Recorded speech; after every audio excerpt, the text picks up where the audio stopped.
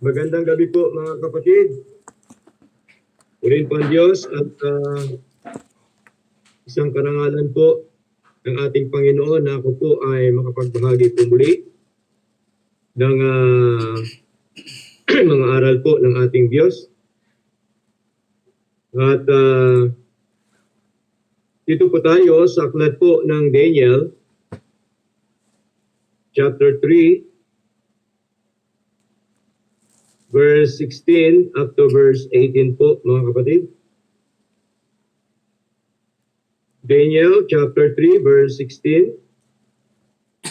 up to verse 18.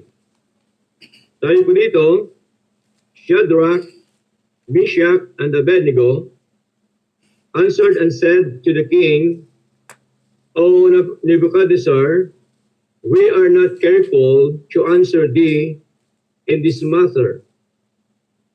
If it be so, our God, whom we serve, is able to deliver us from the burning fiery furnace, and he will deliver us out of the hand, O king. Verse 18, but if not, be it known unto thee, O king, that we will not serve thy gods, nor worship the golden image which thou hast set up. Manalangin po muna tayo mga kapatid, Amang Banal. Marami pong salamat sa inyong kabutihan, sa inyong kadakilaan po sa aming mga buhay, na kung saan kami po ngayon ay sama-sama po muli na mag-aralan po ng iyong mga salita.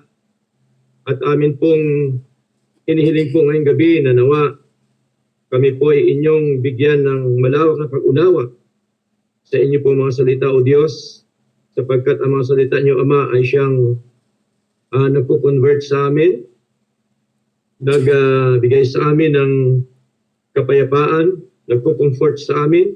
Tulungan niyo po nawa kami, Panginoon. At patuloy nawa na kami po inyong pagpalain sa inyong mga aral. Kasangkapanan niyo rin po, Diyos, ang inyong abang lingkod na may bahagi po ng buong katapatan ang inyong po mga salita. Salamat po na marami sa pangalan po ni Jesus.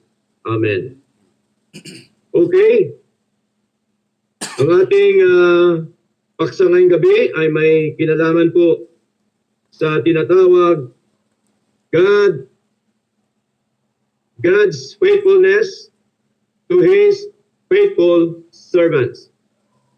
God's faithfulness to His faithful servants. At bago tayo tuloy ang dumako sa ating pinakamahalagang pag-aaral, ay nais ko po mga kapatid na bigyan po kayo ng background sa mga isinulat po dito sa Book of Daniel. At alam po natin na Daniel was a government official of Babylon during the time, no? At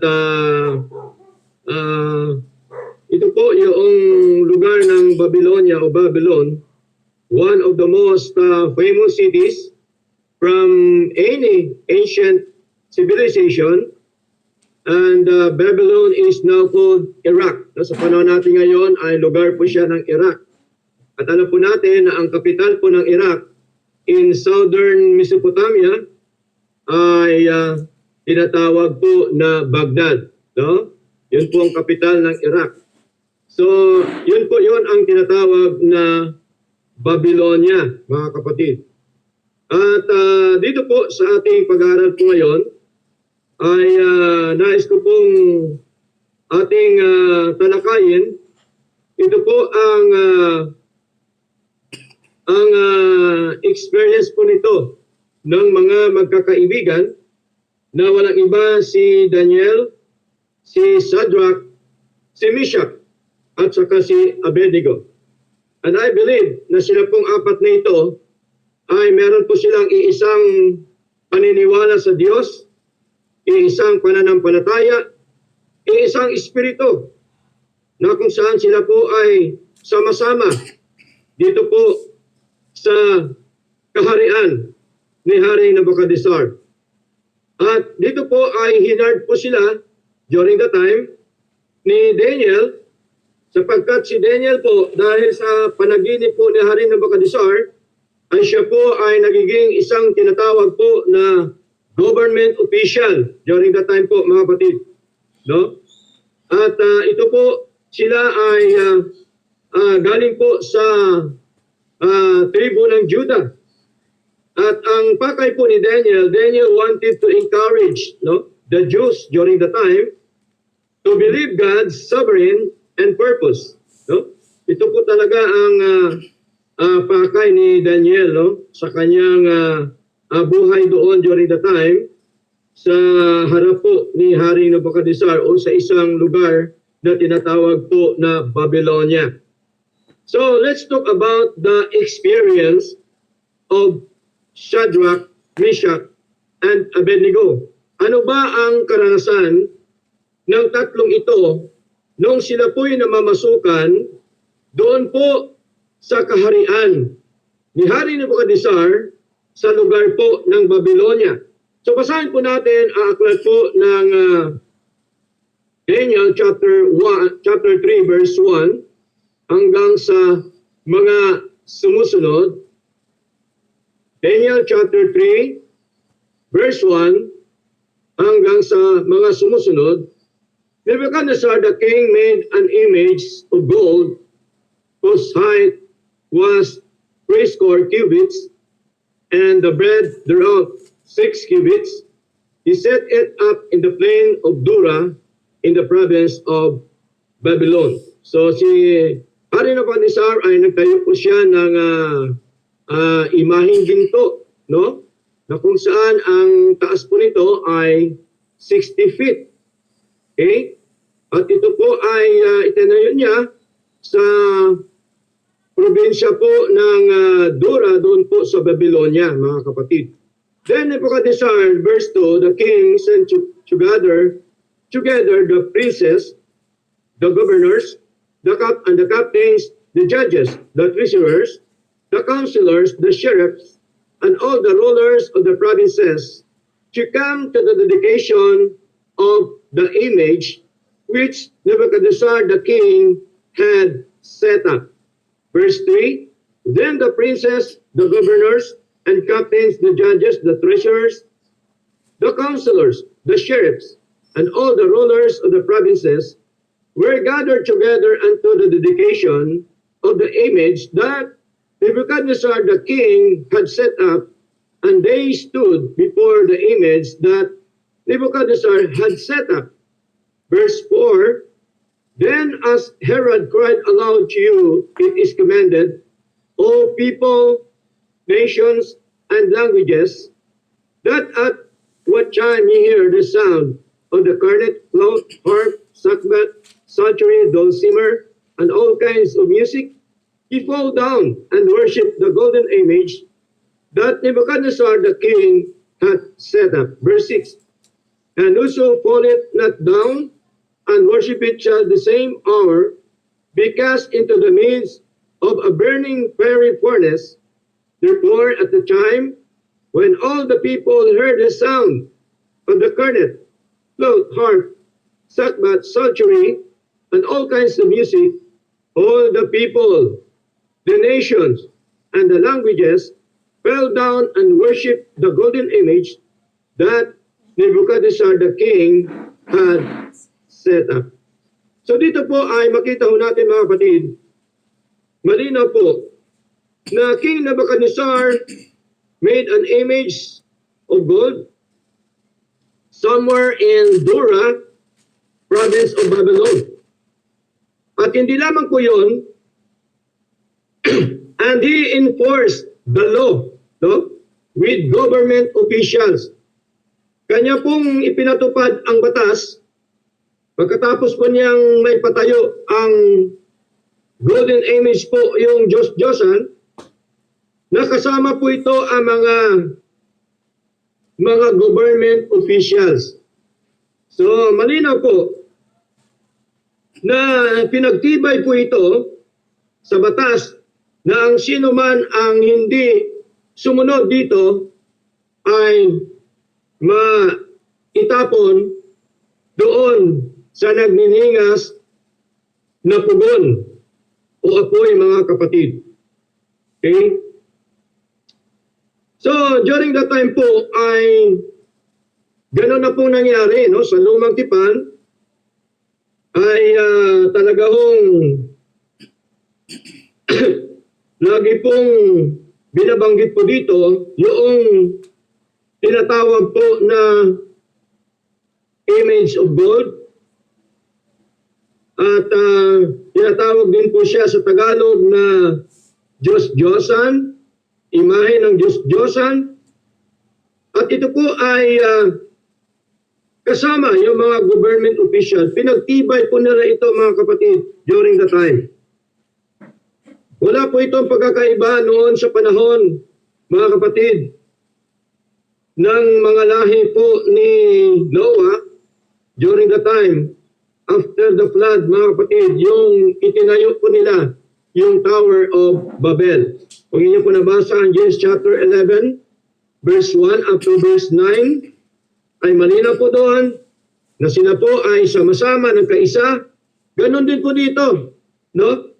Kay Hari Nabukadnezar, sila po ay nagsama-sama na mga government officials upang magkaroon ng batas para po dito sa Diyos-Diyosan. Okay?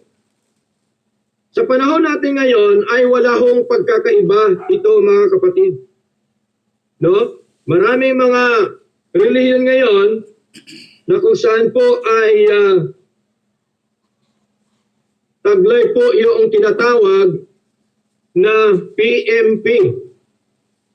Hindi ho Philippine Military Police. PMP po, hindi po yun Philippine Military Police, kundi Power, Money, and Popularity. Ito po ngayon ang umiiral, no? Sa panahon natin po ngayon, mga kapatid. Okay? Kaya po,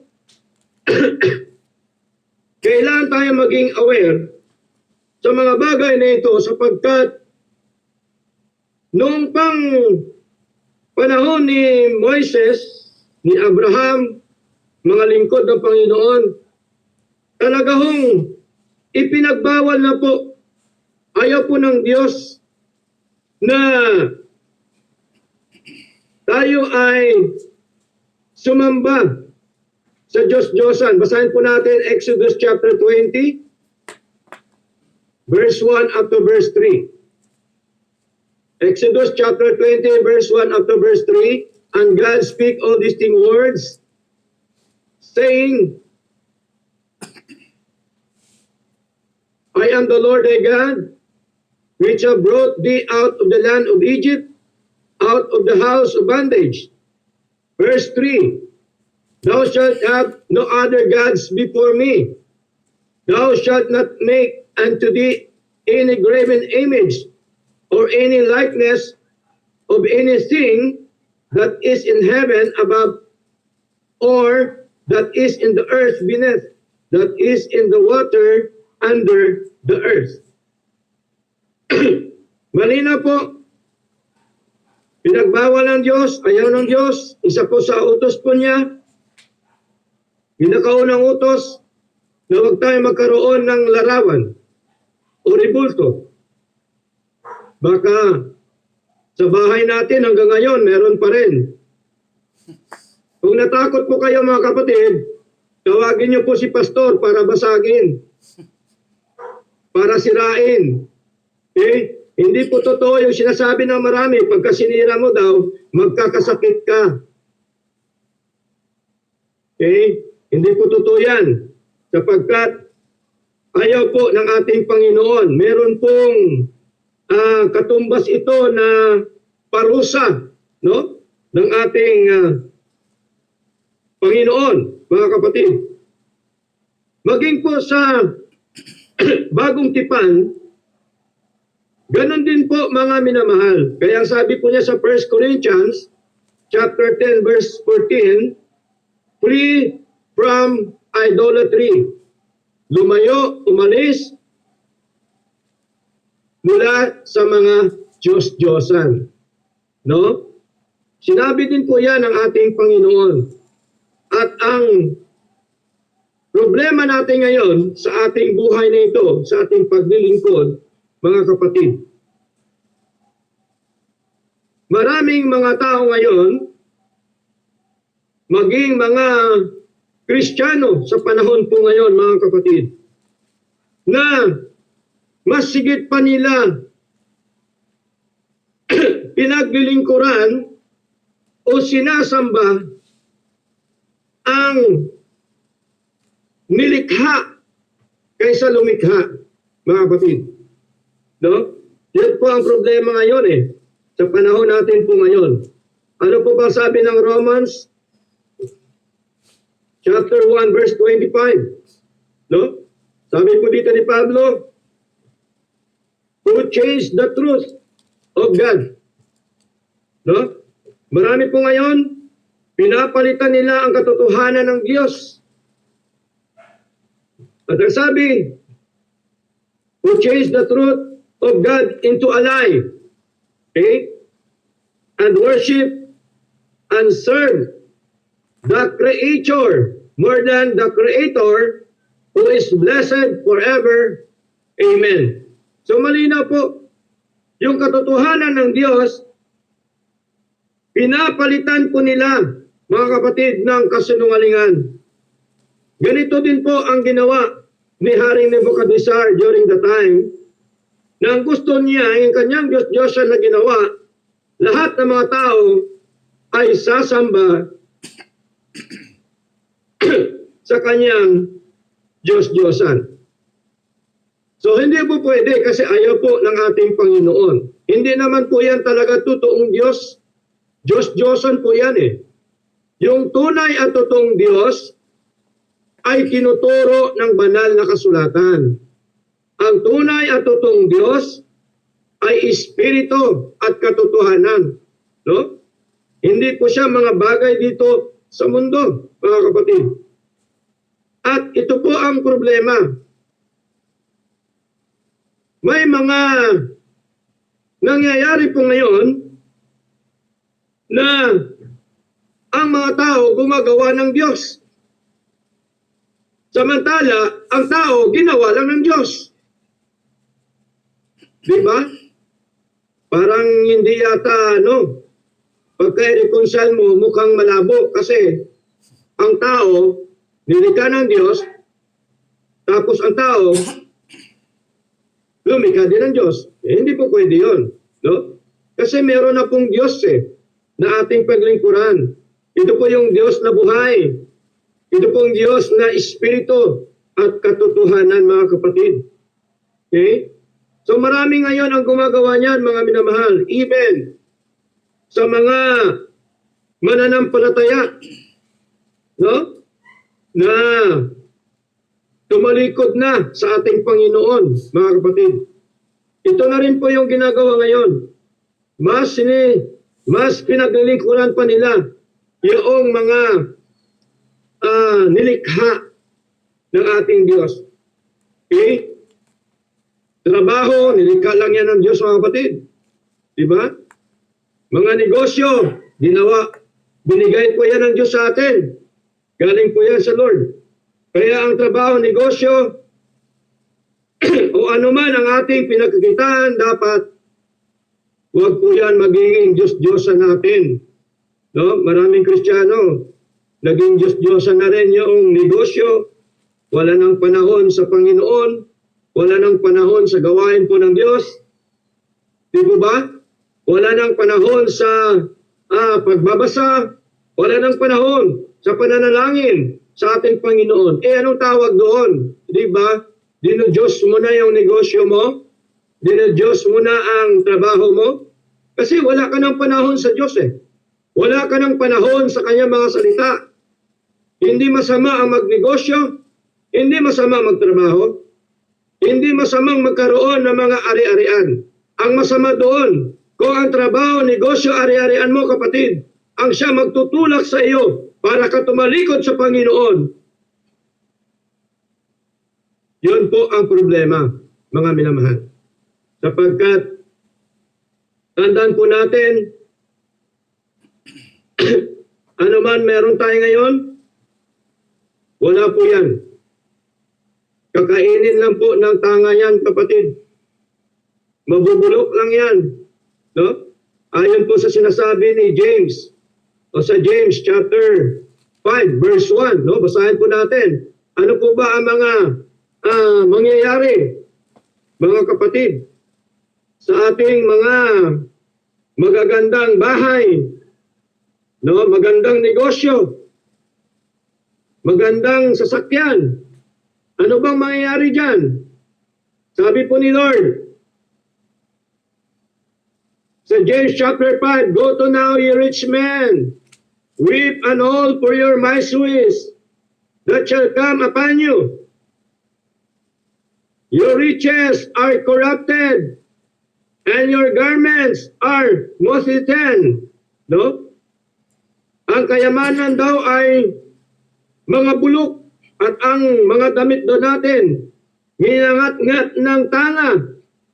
Your gold and silver is conquered. Tingnan niyo po.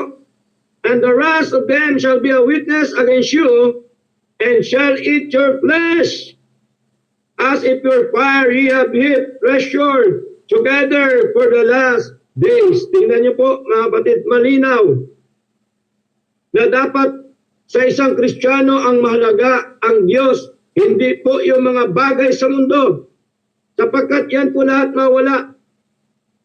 Maging ang ating buhay, ang ating katawan, 6 feet below the ground, ano po mangyari?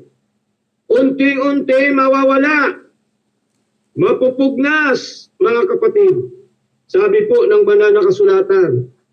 Kaya dapat ang prioridad po natin, ang ating Panginoon, ang kanyang gawain, sapagkat malinaw ang mga pangako po ng ating Panginoon. Kung tayo po'y naniniwala sa mga blessings po ni Lord, mga kapatid, hindi mo kayang talikuran ang gawain po ng Diyos.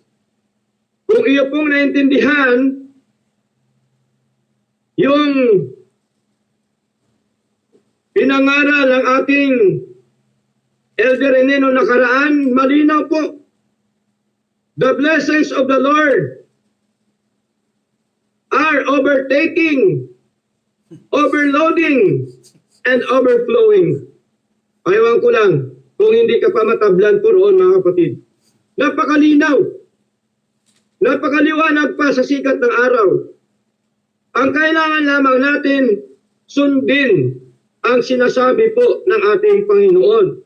Kaya nga po, mga kapatid, anong sabi po sa 1 Thessalonians chapter 1 verse 9, na dapat po, mga minamahal, ay ang ating pananampalataya sa Diyos ay dapat totoo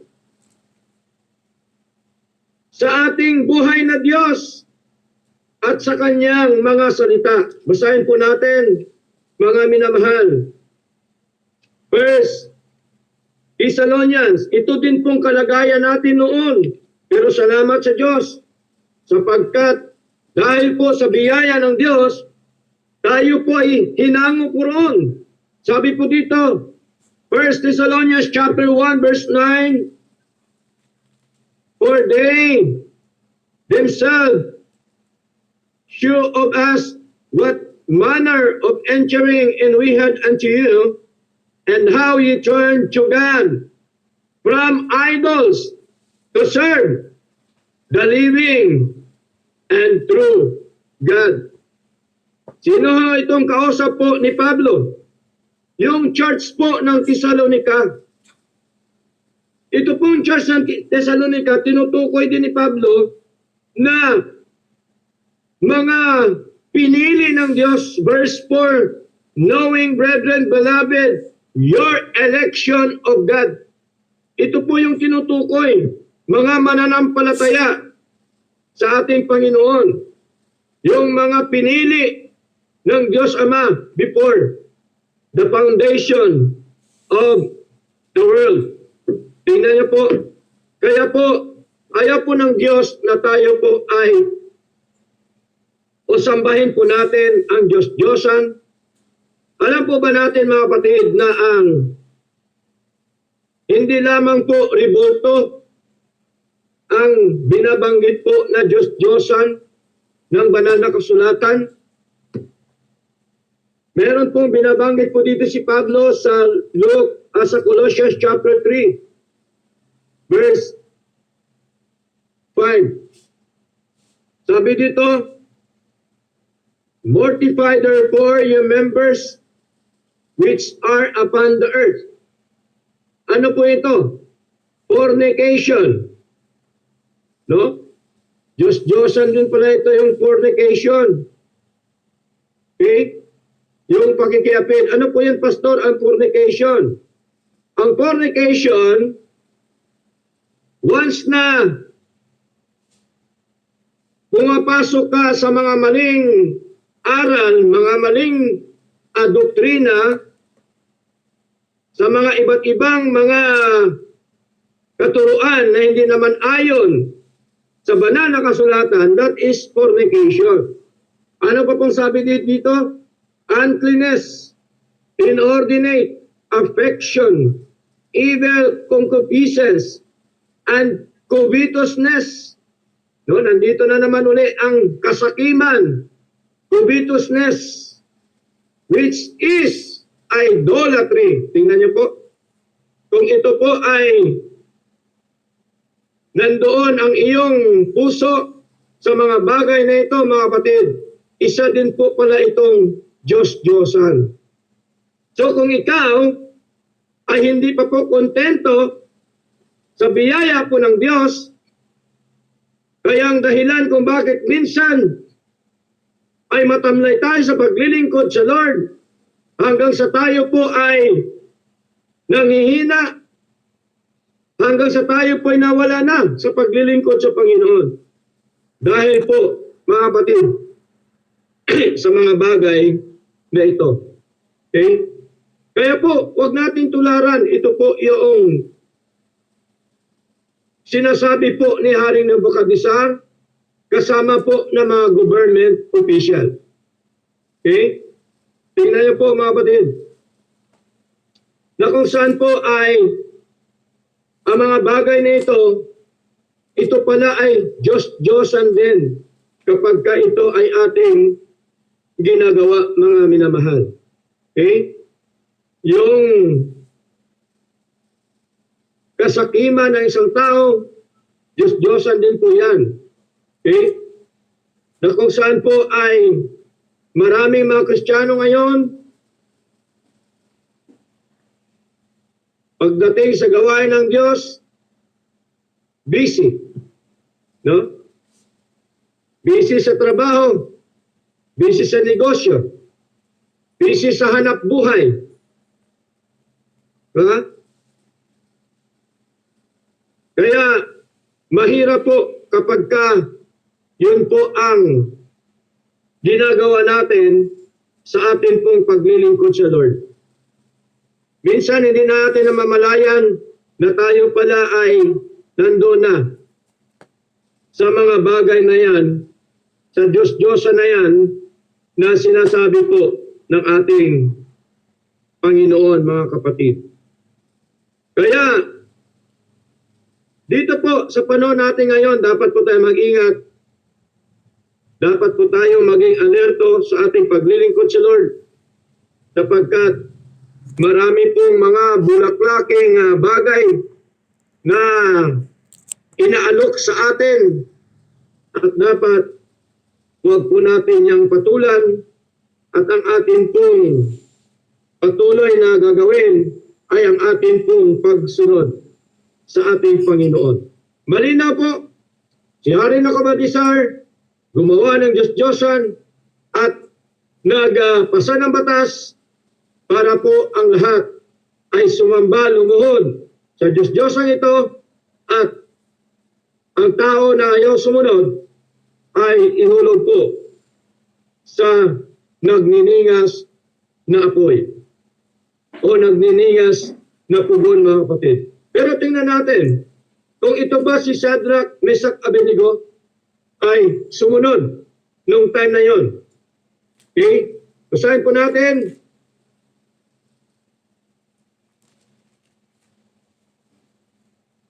Daniel chapter 3. Balik po tayo sa Daniel chapter 3, mga kapatid. Verse 16 up to verse 18. Sa binasa po natin kanina. Okay? Noong hindi sinunod ni Shadrach, Meshach at Abednego, mga kapatid, ang nangyari po doon, iksiyan lamang natin sapagkat mahaba po ito. Ang nangyari po doon ay isinumbong sila noong time na yon na tumugtog. Ibig sabihin, lumuhod na sa Diyos-Diyosan kahit saan ka man dako, basta pag narinig mong tugtog, luluhod ka at sambahin mo yung Diyos-Diyosan. Pero hindi nila ginawa yon, mga kapatid. Kaya noon sinumbong kay Hari Nabukadnezar, pinatawag sila ni Hari Nabukadnezar. Kinumpronta po sila ni Hari Nabukadnezar. Ito pong sagot ni Shadrach, ni Meshach at Abednego. Verse 16, Shadrach, Meshach, and Abednego answered and said to the king, O Nebuchadnezzar, we are not careful to answer thee in this matter. Okay? Sabi dito, kami ay walang kailangan na may sagot sa iyo sa bagay na ito. Verse 17, if it be so, our God, whom we serve, is able to deliver us from the burning very furnace, and he will deliver us out of thine hand, O King.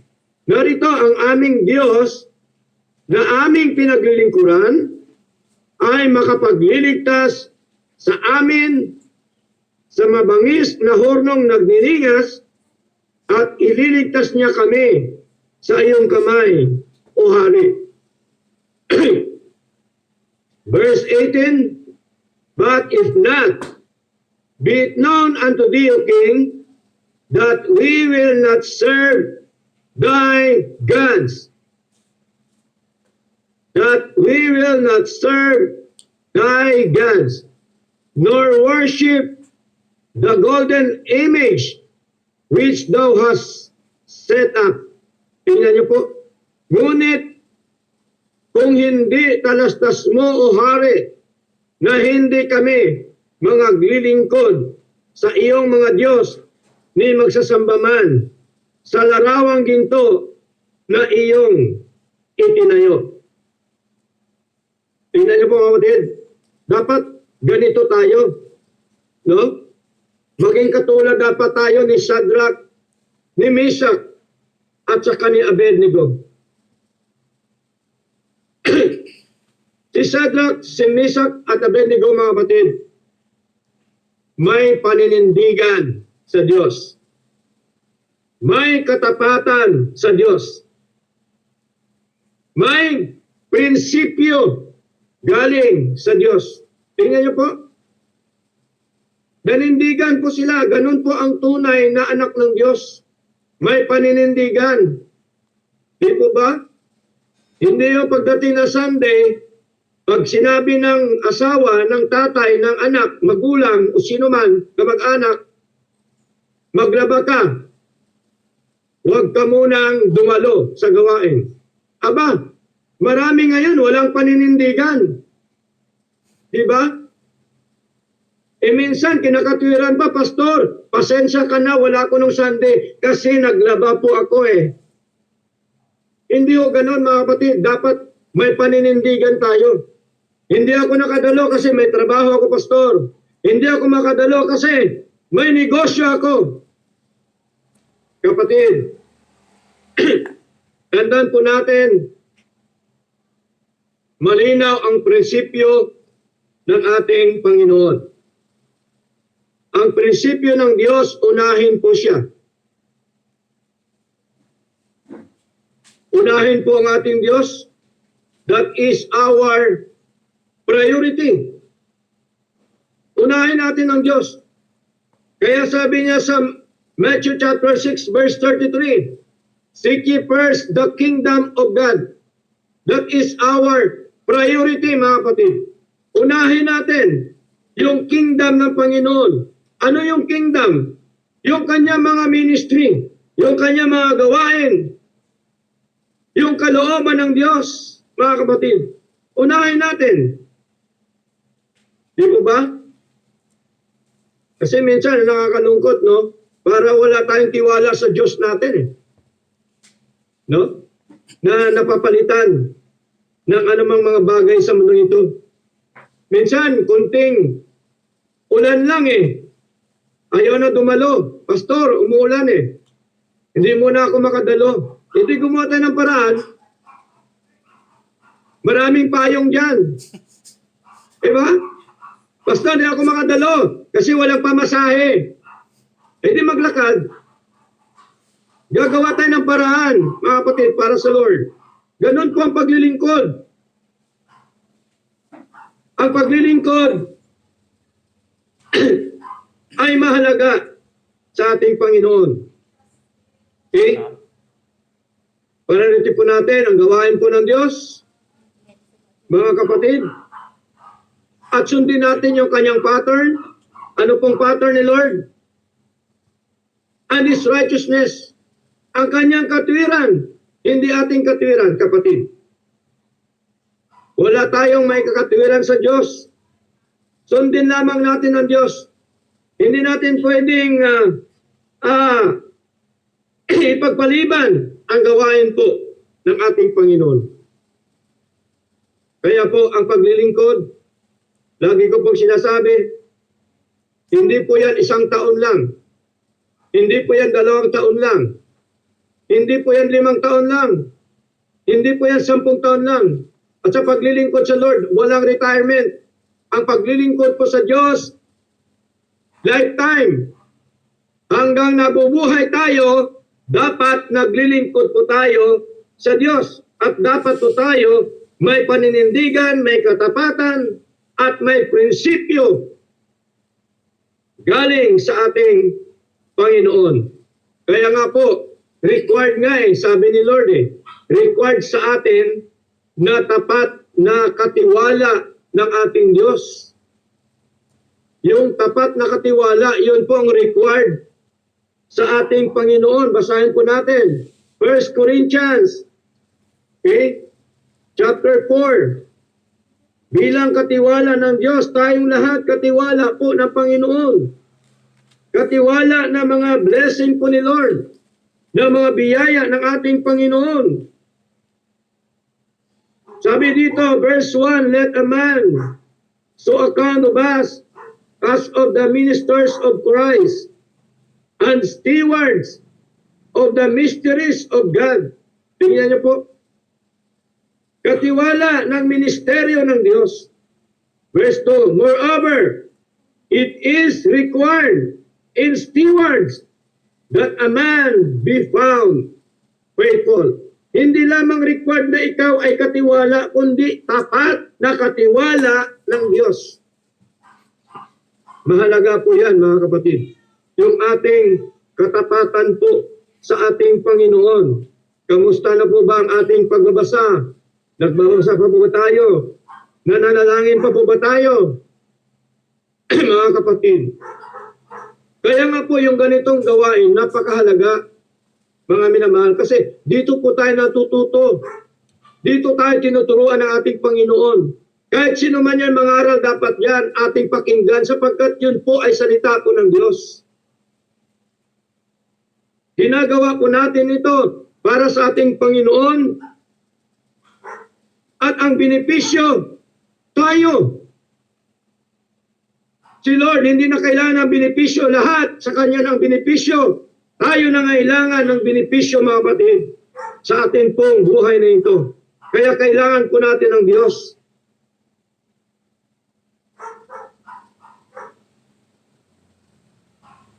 We need God every moment, every hour, every day, every second, every minute.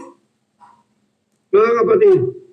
Katulad po ni Shadrach, ni Meshach, Abednego, kahit po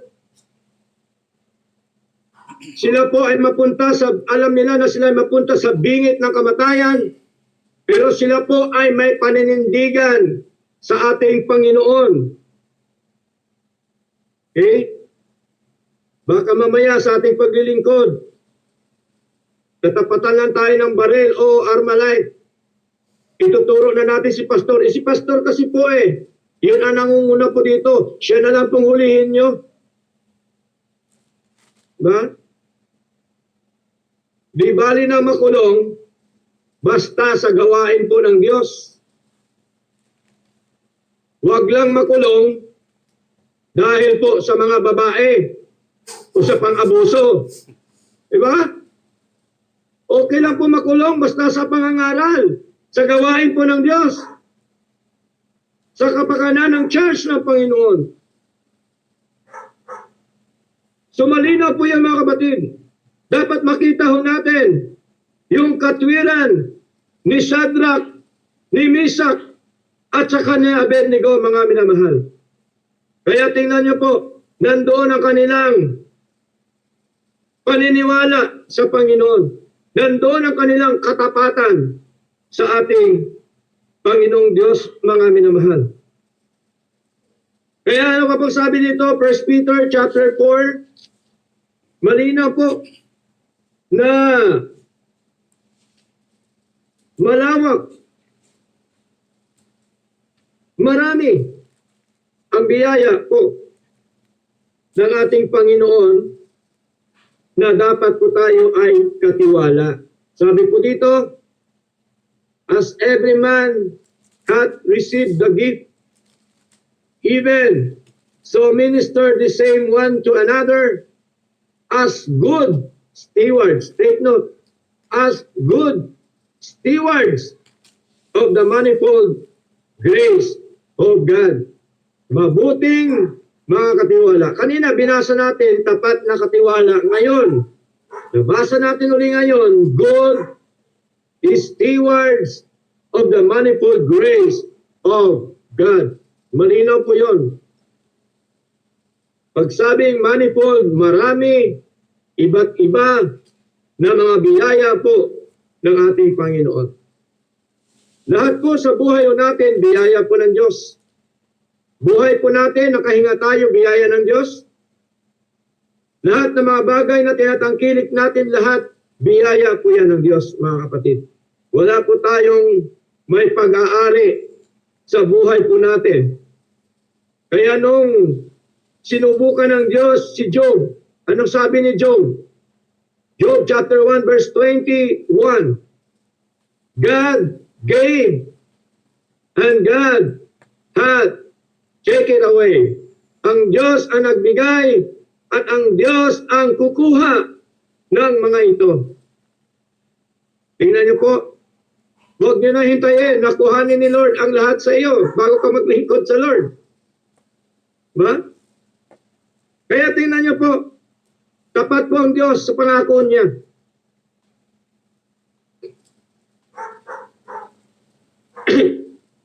Kung paanong nangako ang Diyos, mga kapatid, sa lumang tipan, may pangako na po siya kay Jacob, kay Israel. Basahin po natin. Isaiah. Okay? Isaiah po, chapter 43. Verse 1 up to verse 2. But now thus saith the Lord that created thee, O Jacob, and he that formed thee, O Israel, fear not. For I have redeemed thee. I have called thee by thy name, thou art mine.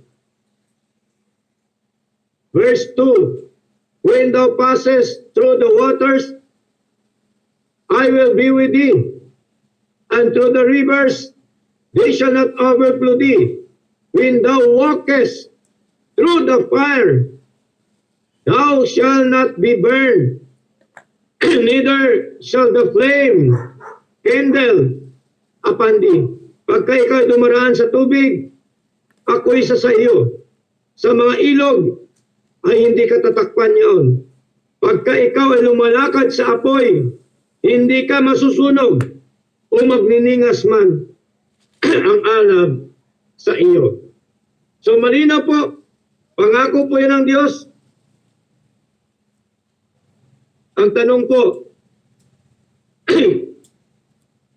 dahil hindi po sinunod ni Shadrach, ni Meshach at Abednego, ano pong ginawa ni Haring Nabukadnezar?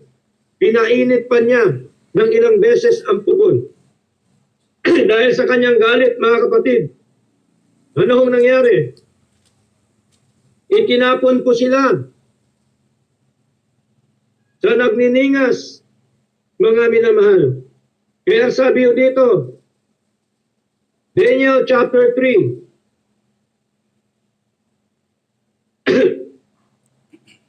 verse 16. Napakaganda po ng kanilang paninindigan, mga kapatid. Shadrach, Meshach, and Abednego answered and said to the king of Nebuchadnezzar, we are not careful to answer thee in this matter. Si Shadrach, si Meshach at si Abednego ay nagsisagot. Dapat sumagot tayo, mga kapatid, sa mga nagdadaya sa atin, sa mga taong gustong dayain tayo, at nangagsabi sa hari, O Nebuchadnezzar, kami ay walang kailangan may sasagot sa iyo sa bagay na ito. Wala daw siyang may sasagot, pero may sinagot to sila. If it be so, verse 17, our God whom we serve is able to deliver us from the burning fiery furnace.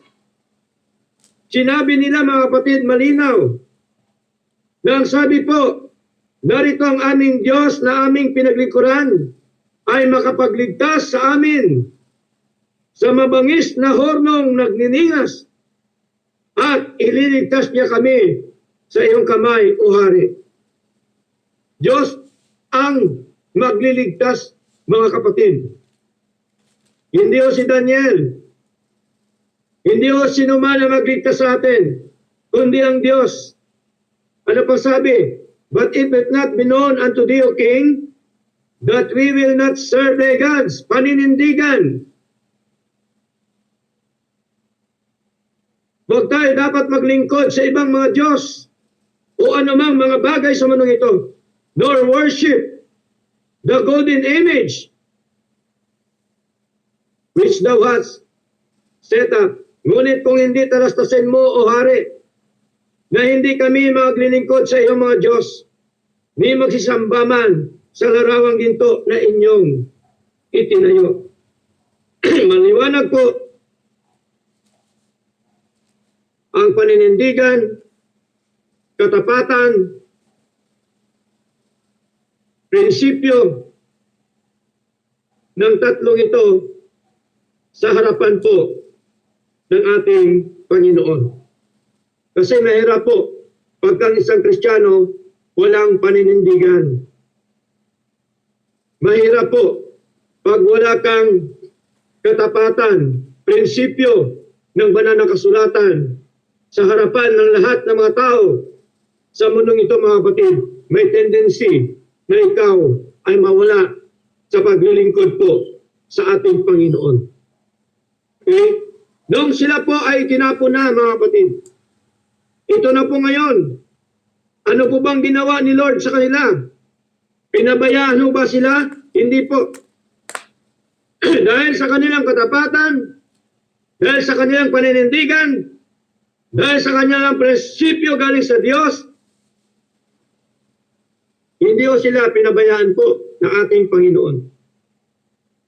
Katulad po sa sinabi ni Lord, Hebrews chapter 13 verse 5, sabi ni Lord, I will never leave thee, nor forsake thee. Daniel chapter 3 verse 28. Mga kapatid,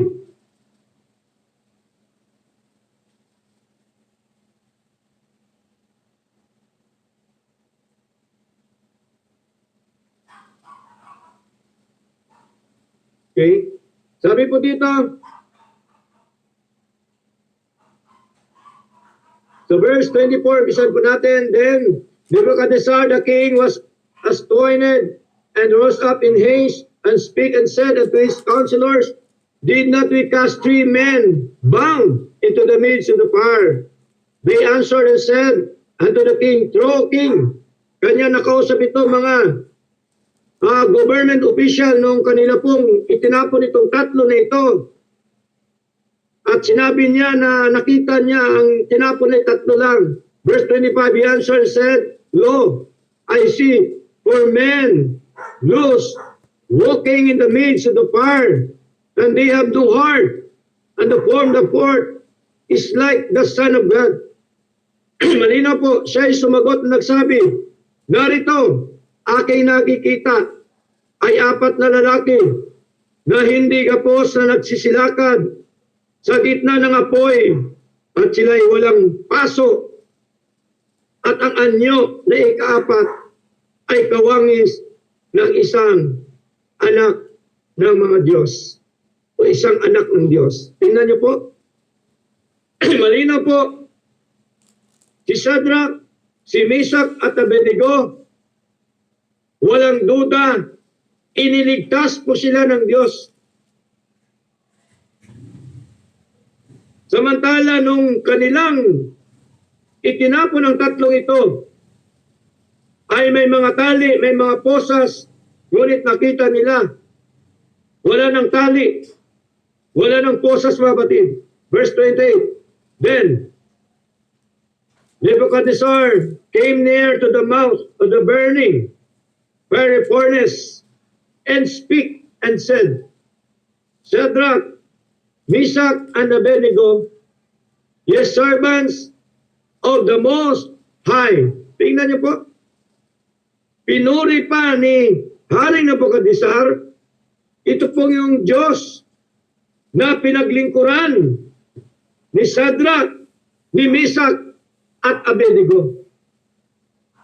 Nireject niya ngayon yung kanyang Diyos-Diyosan sapagkat nakita ho niya kung gaano po sila iniligtas ng ating Diyos.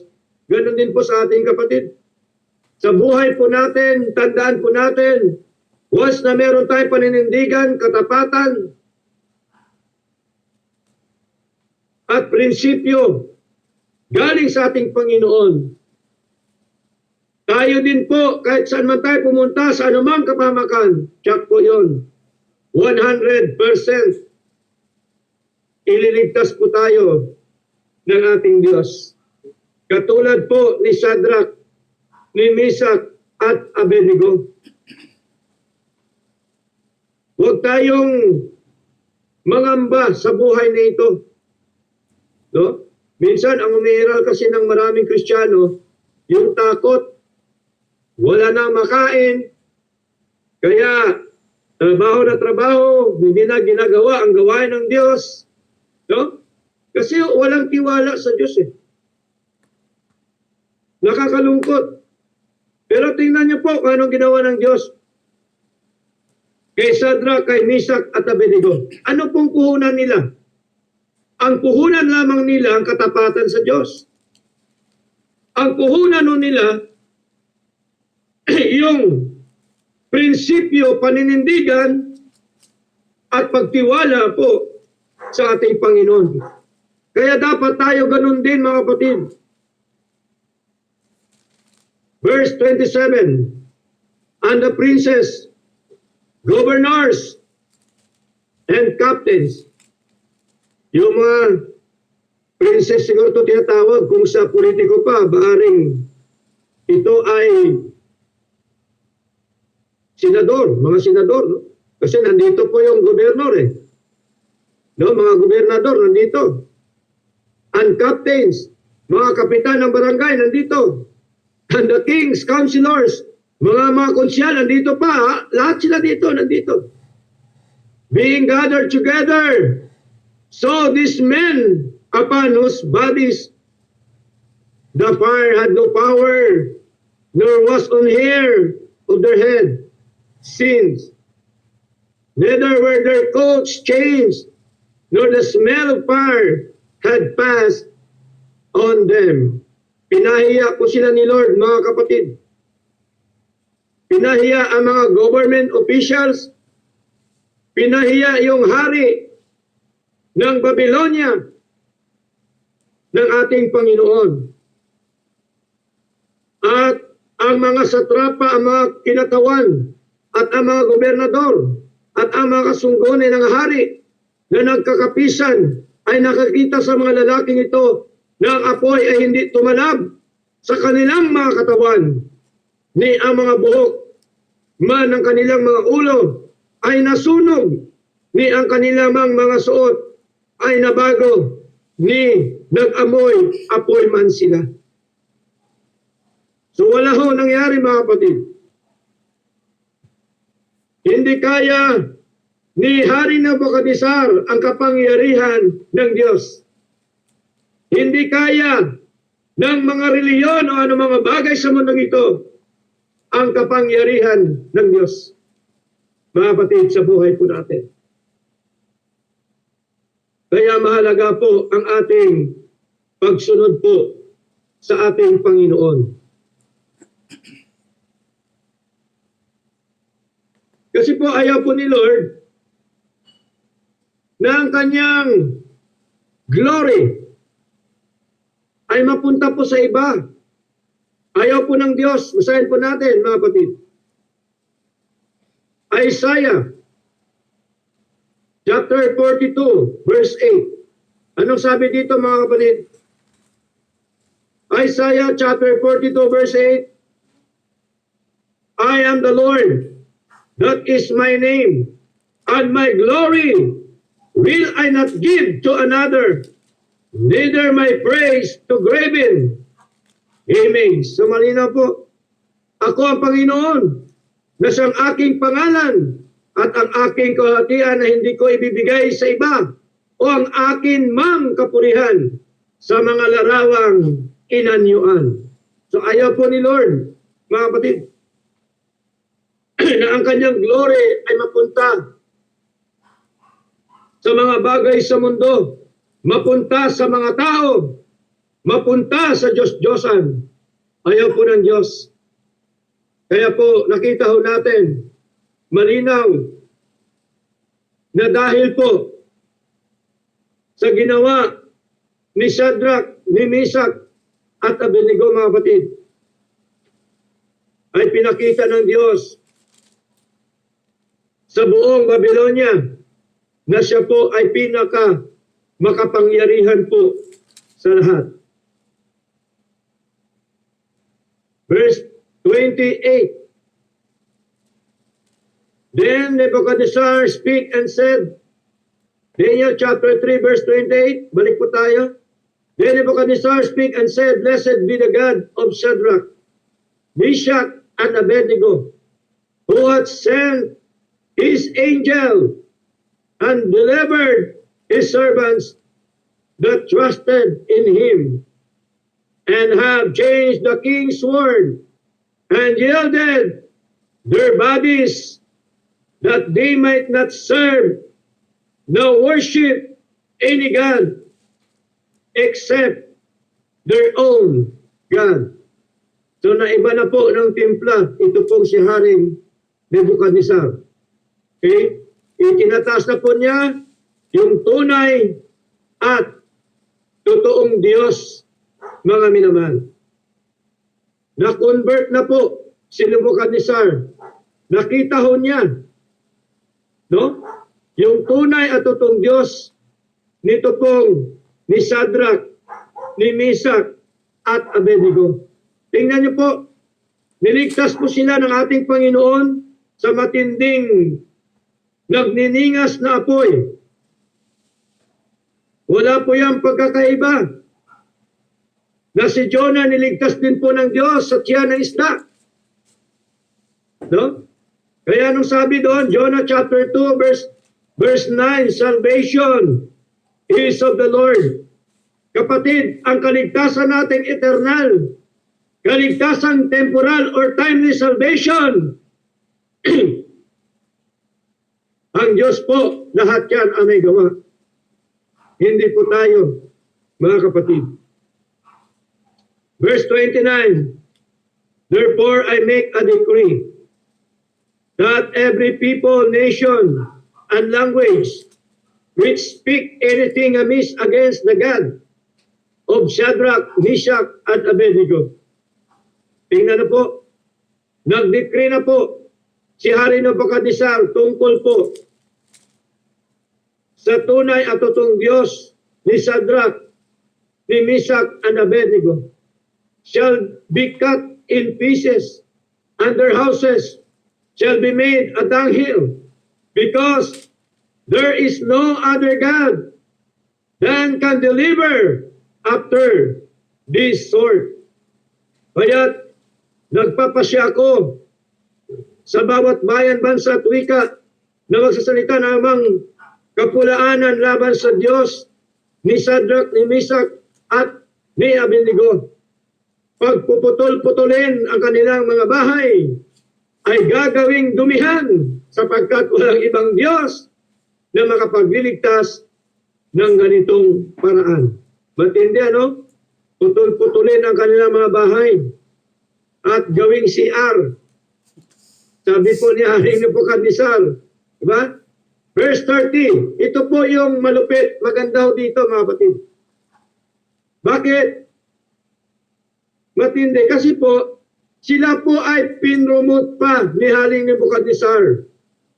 Verse 30, then the king promoted Shadrach, Meshach, and Abednego in the province of Babylon. Pinromote po sila, pinagpala po sila mga kapatid. Promotion means the abundant promise of God, the abundant grace of God, mga kapatid. Kaya dapat paniwalaan natin yung sinasabi ni Lord, ang paralidad sa buhay natin, ang ating paglilingkod sa Kanya, at ang pattern natin sa Lord, ang Kanyang katwiran, at ang kasunod, yung Kanyang mga pangako sa atin. Si Lord po ay supplier natin mga kapatid. He is our supplier. Ano sabi po ni Pablo, Philippians chapter 4 verse 19? But my God shall supply all your needs. Lahat na pangailangan natin, si Lord po yan ang nagsusupply mga kapatid. Paniwalaan dapat natin ito. Para hindi ho tayo mawala sa paglilingkod. Para magawa natin ang kalooban ng Diyos sa buhay po natin. John chapter 15 verse 7, gusto ni Lord na tayo matiri sa Kanya. If ye abide in me, and my words abide in you, ye shall ask what you will, and it shall be done unto you.